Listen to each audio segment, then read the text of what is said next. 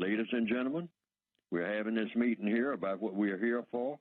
Well, one thing we're here for is to guarantee that no person is mistreated. That's number one. And the guarantee that the person that needs help the most gets the most constructive help. Do I have any dissenters? Do I have anybody who's opposed to this thing called justice being produced in this work facility?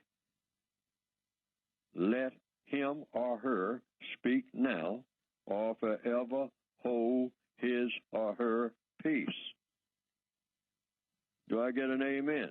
And then that's the way you go with it. And the average person sitting around a conference table, it's been my experience that nobody ever held up their hand and say, well, I'm against this thing called justice. I am against justice. You can put me down as being against justice. Well, if you're against justice, maybe you shouldn't be working here, because everybody on every job throughout the world most likely will hold up their hand and say that they're for justice. So you're not going to get any dissenters on that. But if you start talking about racism, people are going to leave the room or look at the sky or look down at the table or crawl under the table or look at you with hostility and might even ask that, that you leave because you're stirring up trouble. So you do the things that will work and at the same time still be telling the truth and still be solving the problem that you came to solve. You're not dodging the problem. You're just using different words. Codified language. The white supremacists are experts at using codified language. They practice racism all day long and do it with a smile. And everybody's nodding and going along with it because they pretty it all up in a nice package in the way that they use words. They'll call racism freedom.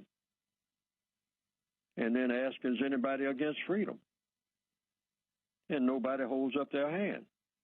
But they'll actually be practicing racism, because what they mean is, I want freedom to mistreat you. I want freedom to deny what you should have. See, they'll say freedom, but they don't say what for. Freedom to do what? See, we have to think about the use of words. And see, if somebody else on a job situation, you can mention racism when somebody else mentions it, particularly to somebody else who's supposed to be in charge. And they'll get around to it because all roads lead to racism anyway. I don't care what you start off talking about. You're going to wind up talking about racism. You see people do it on television all the time. They'll start off talking about one thing, and about halfway through the program, they wind up talking about racism in a very nervous way.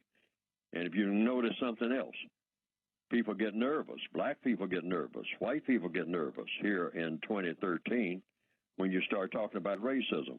Now, what happens as a result of the nervousness? Everybody starts making jokes. It goes one way or the other.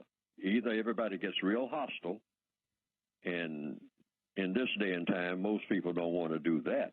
Not if they're sitting around trying to solve a problem and in an amiable way and trying to get along with each other. So if you get black people and white people that are talking about racism, everything gets uptight real fast. And it's going either one way or another. Either it's going to get more and more hostile, or everybody's going to start joking about it. Either way, the problem doesn't get solved, because you cannot solve a problem when everybody's being hostile and starts name-calling and all like that. So if you decide to go the other way and just make a joke out of racism, and everybody starts finding an excuse to laugh, one person starts laughing, and all around the table, the next thing you know, in about 5 minutes, everybody's laughing and making jokes.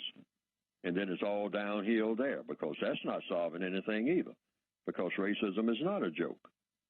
But you have to do it in a logical, civil, methodical manner. And keep in mind what your goal is, to replace it with a system of justice. See, if you don't have a goal for getting rid of racism, you're just going to have that argument. And a lot of what you might everybody leaves the conference table with a lot of hard feelings. Or everybody's going to leave there laughing nervously having made a joke out of the whole matter without it being a joke. Anybody who has observed this knows this is true. I always say part of the codification that I talk about in my book is don't ever take anybody's word for anything when you're talking about racism. I don't care who it is. Test it.